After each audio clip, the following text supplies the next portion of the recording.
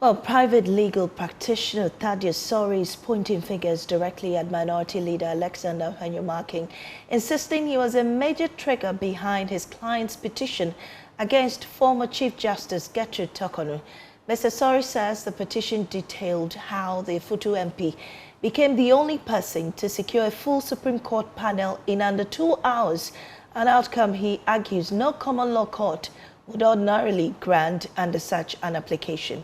He claims the minority leader's conduct raised red flags not just for the former Chief Justice but also for Justice Gabriel Poman, who chaired the committee that recommended her removal.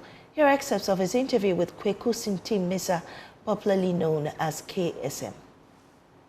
Apart from the disrespect to the nominee, it even went further to affect another justice, the most senior justice of the day, Justice Poman, who was the chairman of the committee that recommended that the Chief Justice be removed. To some extent, I would blame Justice Poman, because as I have said, I think I've said here or somewhere, that his own report is the problem. The minority leader was one of the reasons why I petitioned, or my client petitioned for the removal of the Chief Justice. There was a huge count which mentioned his name and mentioned the acts that formed the basis of our petition.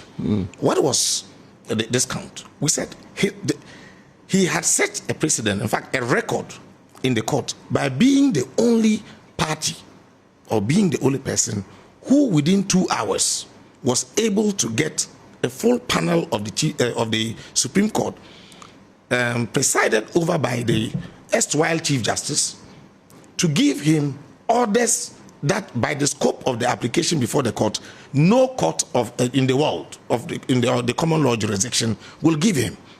Now, in the course of all of those proceedings and after, people who knew the two of them spoke to me and they said, don't you understand? That is his sister.